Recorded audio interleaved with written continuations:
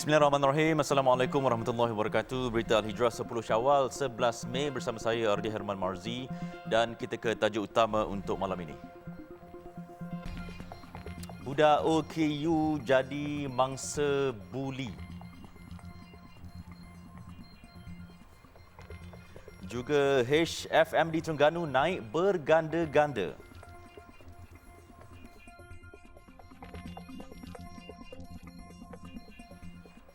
...782 kes penyakit kaki, tangan dan mulut HFMD direkodkan di Terengganu setakat 5 Mei lepas. Pengarah Kesihatan Negeri Datuk Dr. Kasmani Embong berkata jumlah itu meningkat 723% berbanding hanya 95 kes yang direkodkan dalam tempoh sama tahun lalu. Kesemua kes wabak itu berlaku di 19 taska dan tadika di seluruh negeri dengan daerah Kuala Terengganu merekodkan jumlah tertinggi kes. Namun katanya setakat ini tiada mana-mana premis yang ditutup kerana keadaan masih lagi terkawal. Daripada senarai wabak yang kita sebutkan tadi, sebenarnya 2 adalah berada di Besut, 3 di Marang, 5 di Kuala Terengganu, 3 Hulu Terengganu, 5 di Setiu dan 1 di Kemaman. Itu adalah 19 wabak yang telah berlaku, wabak handphone emergency yang berlaku di negeri Terengganu. Beliau berkata demikian dalam sidang akhbar selepas program Gerak Gempur Cakna Ubat di Dewan Majlis Daerah Hulu Terengganu. Sementara itu, Kasmani meminta pihak taska dan ibu bapa agar memainkan peranan masing-masing dalam mengekang jangkitan HFM di negeri ini. Katanya ibu bapa dinasihatkan agar tidak menghantar anak-anak yang bergejala ke pusat jagaan manakala pihak taska disaran tidak menerima kanak-kanak bergejala bagi mengelak jangkitan wabak.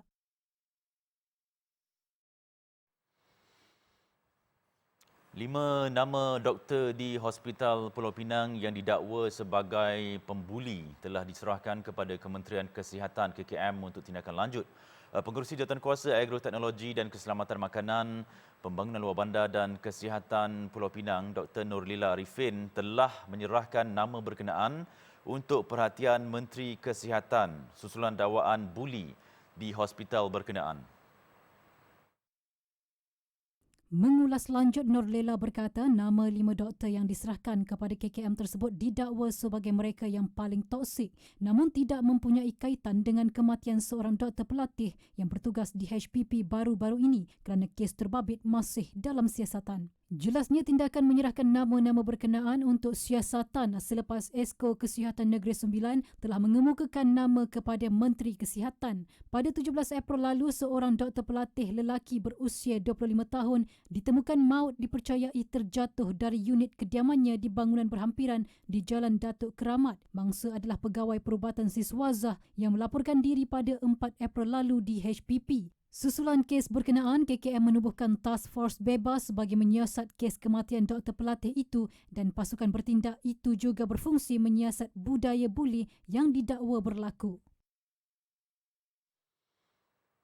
Di Sarawak, polis menahan 2 lelaki selepas dipercayai terlibat dalam kejadian buli membabitkan seorang orang kurang upaya OKU Lembam.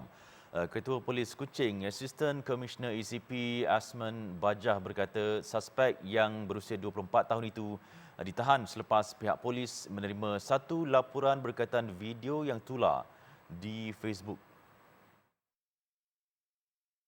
Kejadian dipercayai berlaku di sebuah di kawasan Samariang. Jelas SCP Ashmon, di dalam video tersebut suspek telah membakar dan bertindak menghala mercun ke arah mangsa yang sedang berehat di belakang tangga sebuah bangunan. Suspek juga dilihat cuba menakut-nakutkan mangsa dengan bertindak mengacah untuk memukulnya.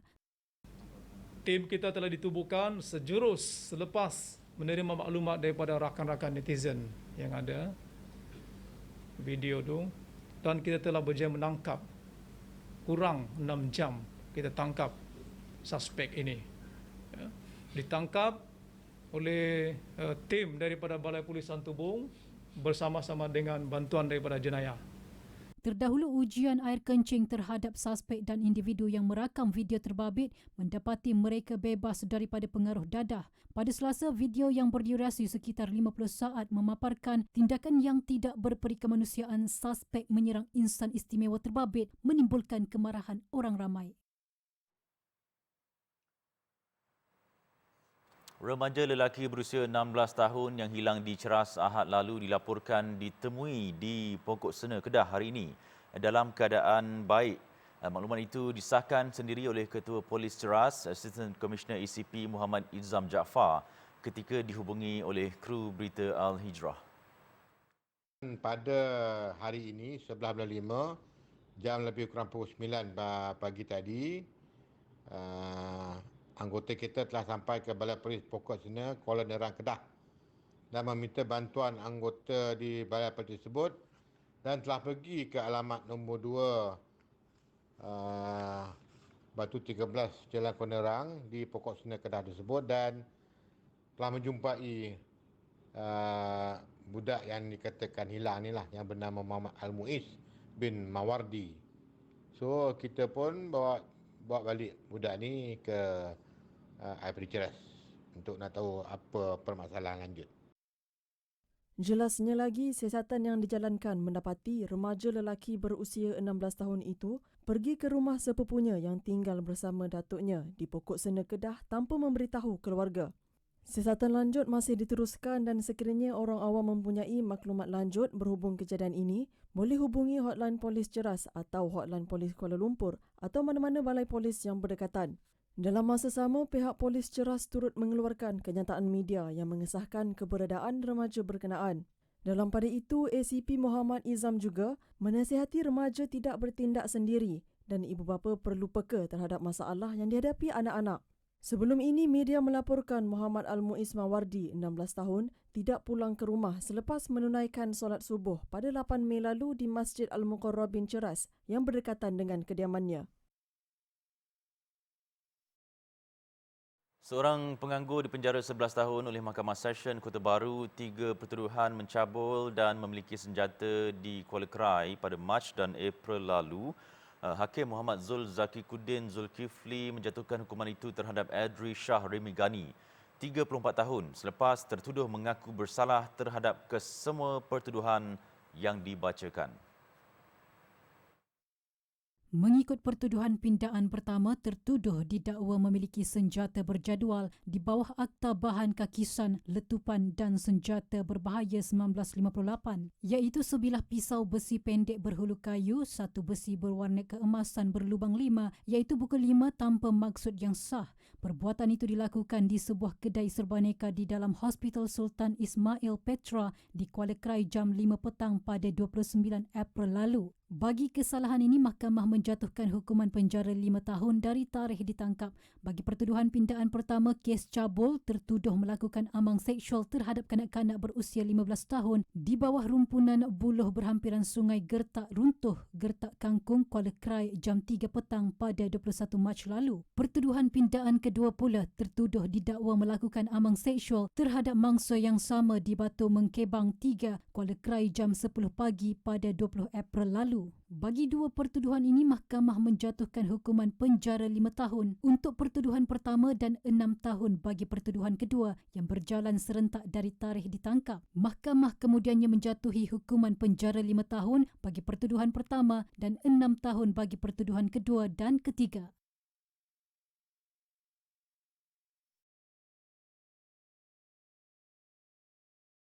Individu yang tidak ada dalam senarai berhak menerima fasiliti pengiring bermotosikal tidak dibenarkan menggunakan perkhidmatan berkenaan.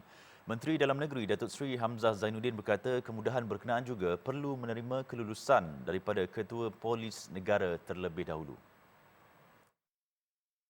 Menurut Datuk Seri Hamzah, jika ada kesalahan dilakukan oleh anggota polis trafik, pihaknya akan mengambil tindakan. Mereka yang menerima kemudahan itu jika dikesan ada melakukan mana-mana kesalahan kerana melanggar undang-undang dalam negara akan disiasat. Katanya prosedur operasi standard SOP pengiring bermotosikal sedia ada sudah jelas dan tidak memerlukan SOP yang baharu. Sabtu lalu tular klip video di Facebook yang kelihatan dua anggota polis trafik mengiringi kenderaan yang didakwa dipandu seorang anak ahli parlimen hingga membangkitkan reaksi kurang senang orang ramai. Kejadian dipercayai berlaku di Pulau Pinang dengan dua anggota polis terbabit dalam siasatan tata tertib dan ditempatkan di bahagian pentadbiran sehingga siasatan selesai. Baik, peluang pekerjaan selain gaji yang lumayan mendorong 17 pendatang asing tanpa izin parti warga Myanmar menyeludup masuk ke negara ini. Namun kesemua mereka ditahan anggota Batalion 18 Pasukan Gerakan AMN PJA Pengkalan Hulu Perak 4.30 pagi tadi berhampiran pagar keselamatan sempadan Malaysia Thailand. Pegawai Pemerintah Batalion 18 PGA Superintendent Ramli Wan Salin berkata 17 parti itu terdiri daripada 14 lelaki dan 3 wanita berusia antara 15 hingga 36 tahun.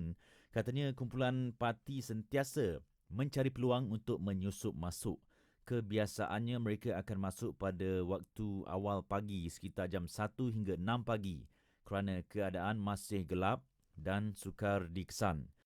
Dia orang akan menyidak masuk, tengok cara dia akan tebuk pagar dan terus dia akan masuklah. Kalau tengok nampak kita, dia akan menyoroklah di kawasan semak-semak. Kesemua mereka diserahkan ke Ibu Pejabat Polis Daerah IPD Kubang Pasu untuk tindakan lanjut. Kes disiasat mengikut Seksyen 6-1 Akta Immigration 1959 Palang 63. Superintendent Ramli berkata dalam tempoh 6 hari mengambil alih tugas menjaga sempadan negara di kawasan Op Wawasan Kedah Perlis, 2 kes tangkapan parti berjaya dilakukan termasuk hari ini.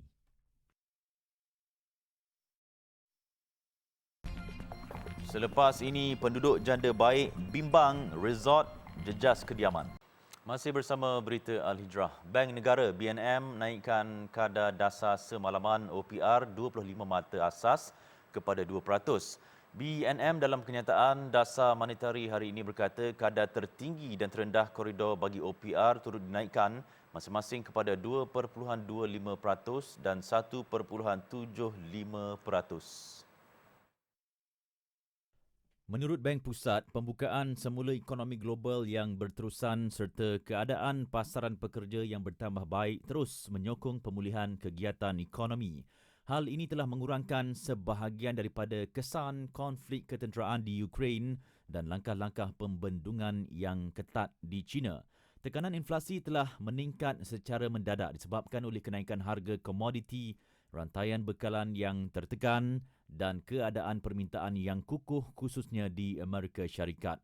BNM menjelaskan kesannya beberapa bank pusat dijangka membuat pelarasan pada penetapan dasar monetari mereka pada kadar yang lebih pantas bagi mengurangkan risiko inflasi.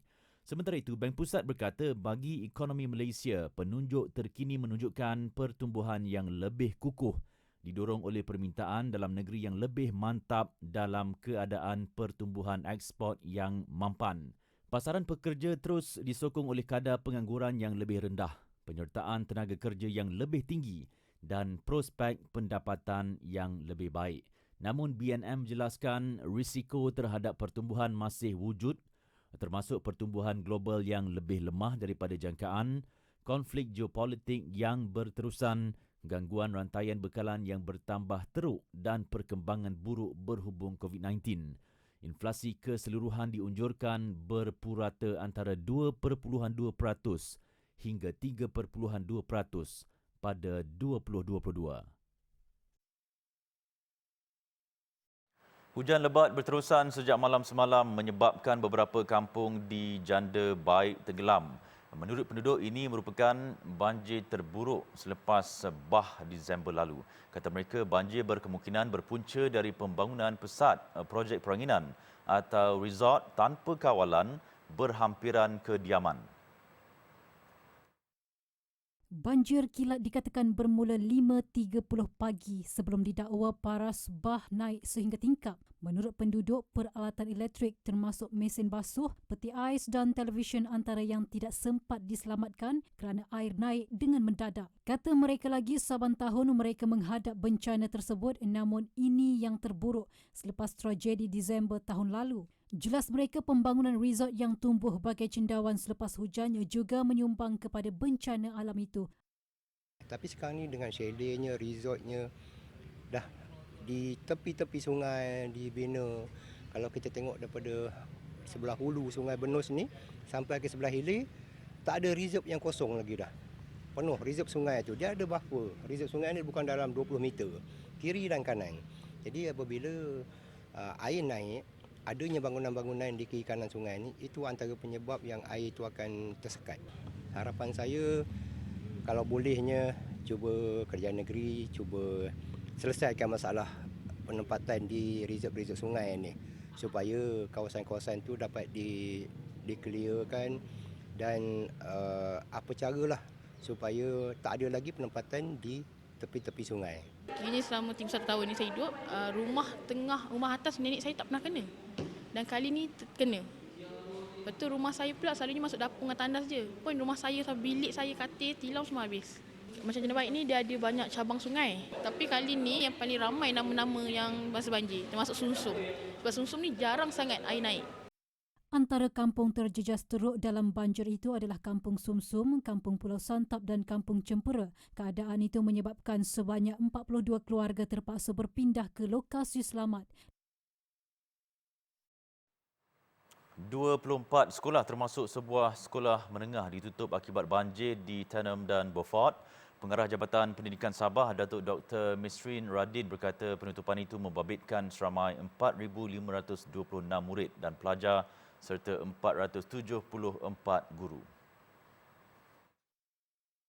Sekolah di Beaufort paling banyak ditutup sama ada disebabkan kawasan sekolah dinaiki air atau laluan terjejas akibat banjir. 17 sekolah ditutup di Beaufort hari ini termasuk sebuah sekolah menengah iaitu Sekolah Menengah St. Paul, manakala 7 sekolah ditutup di Tenom. Bagi daerah Tenom, semua sekolah yang ditutup disebabkan paras air yang semakin naik atau beberapa laluan tidak dapat dilalui semua jenis kenderaan. Sebuah sekolah di Tenom iaitu SK Mandalom ditutup kerana dijadikan pusat pemindahan sementara PPS untuk mangsa banjir. Setakat jam 3 petang tadi, seramai 218 mangsa banjir dipindahkan di daerah Beaufort selepas lebih 50 kampung dinaiki air akibat limpahan air Sungai Padas sejak semalam. Orang ramai dinasihatkan untuk tidak cepat melatah dan menghukum terhadap isu pusat penyembelihan di Australia yang didakwa meragukan dan tidak mengikut piawaian ditetapkan dalam Islam. Pensyarah fiqh semasa dan fellow Institut Islam Hadari Universiti Kebangsaan Malaysia UKM, Profesor Madya Datuk Dr. Muhammad Izhar Arif berkata, kajian dan siasatan masih dijalankan oleh Jabatan Kemajuan Islam Malaysia JAKIM untuk menyelesaikan isu terbabit. Walau bagaimanapun, tidak dapat dielakkan ya. Kesilapan-kesilapan yang berlaku itu mungkin disebabkan kesilapan manusia dan ada beberapa perkara yang perlu kita ambil perhatian. Atas dasar itu ya, saya melihat bahawa JAKIM mengambil responsibiliti untuk mengkaji, untuk menyiasat isu ini. Perkara yang kedua, saya melihat bahawa isu yang berkaitan tentang daging ini perlu kita fahami dengan baik.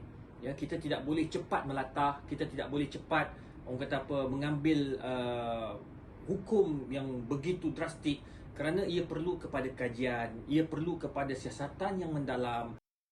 Sementara itu, beliau berpandangan pengambilan daging import dari negara-negara luar termasuk Australia adalah tidak dapat dielakkan memandangkan permintaan terhadap penggunaan daging di kalangan rakyat Malaysia adalah amat tinggi.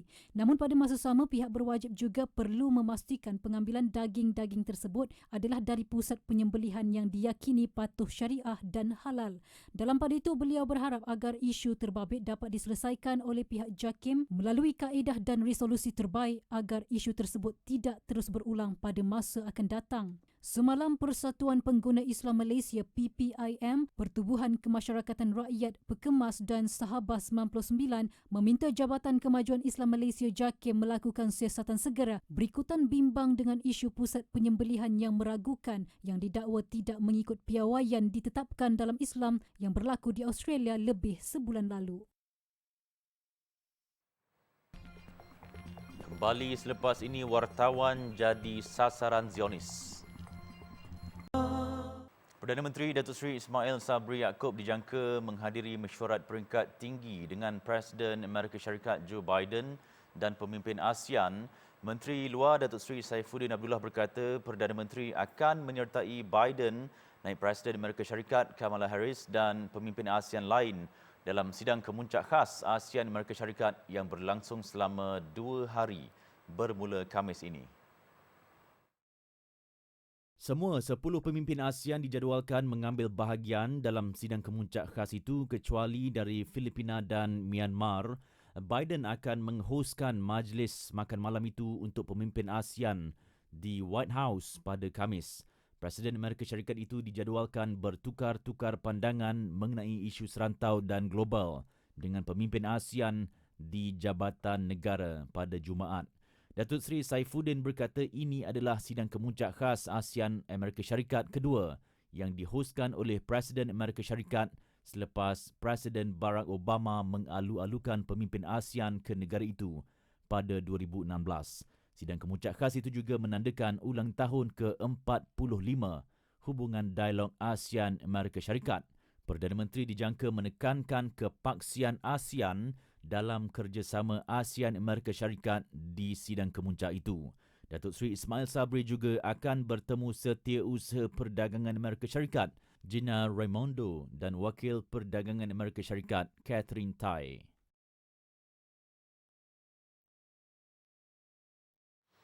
Seorang wartawan veteran Al Jazeera, Shireen Abu Akleh, maut selepas ditembak tentera Israel. Insiden itu berlaku ketika dia sedang melakukan liputan mengenai pencerobohan penjajah Israel di kamp pelarian Jenin di tebing barat.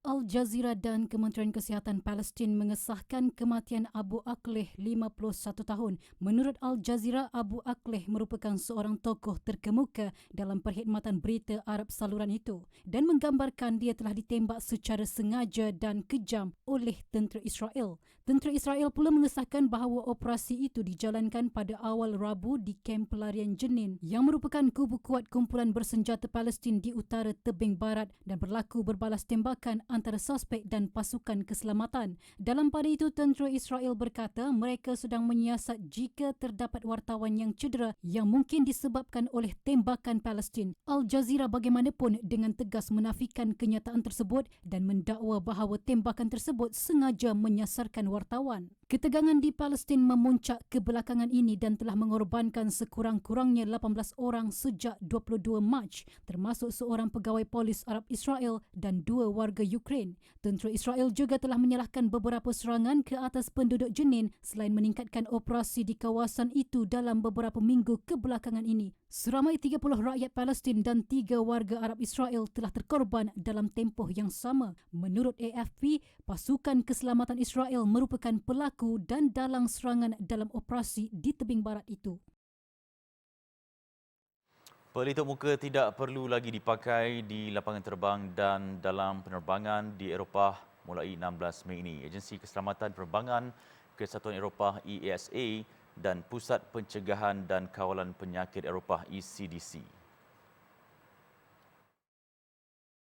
Mulai minggu depan, pelitup muka tidak lagi perlu diwajibkan dalam perjalanan udara dalam semua kes. Secara amnya, sejajar dengan perubahan keperluan pihak berkuasa negara di seluruh Eropah untuk pengangkutan awam. Itali, Perancis, Bulgaria dan negara Eropah lain telah melonggarkan atau menamatkan banyak atau semua langkah mereka untuk mencegah penyebaran coronavirus.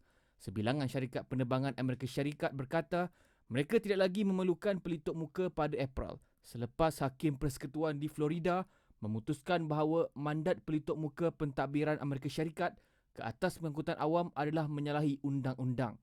Pengarah ECDC, Andrea Amon berkata walaupun memakai pelitup muka tidak wajib, adalah penting untuk diingat bahawa bersama-sama dengan penjarakan fizikal dan kebersihan tangan yang baik, ia adalah salah satu kaedah terbaik untuk mengurangkan penularan. Di Ecuador, 200 banduan berjaya ditawan semula selepas 24 jam melarikan diri dari penjara Bella Vista, manakala 20 lagi masih bebas. Menurut pihak berkuasa, insiden itu melibatkan 2 kumpulan iaitu Los Lobos dan R7. Polis Ecuador Giovanni Ponce berkata kerajaan menawarkan sebanyak $500 hingga $3,000 Amerika kepada orang awam sehingga tertangkapnya 20 banduan yang terlepas itu. Askar turut dikerah mencari banduan tersebut.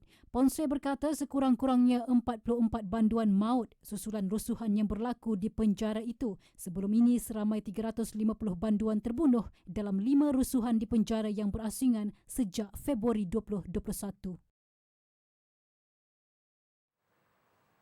Perdana Menteri Datuk Seri Ismail Sabri Yaakob menyeru kepada seluruh keluarga Malaysia agar berpegang kepada konsep tasamuh, yakni ajaran Islam yang menekankan tentang nilai toleransi dan kebersamaan selaras konsep keluarga Malaysia. Baik, sekian berita Al Hijrah. Ikuti kami di Facebook, Instagram, Twitter, YouTube dan TikTok serta layari alhijrahnews.com untuk pelbagai berita pilihan dan eksklusif. Saya Ardi Herman, kita jumpa lagi. Assalamualaikum warahmatullahi wabarakatuh. Selamat malam.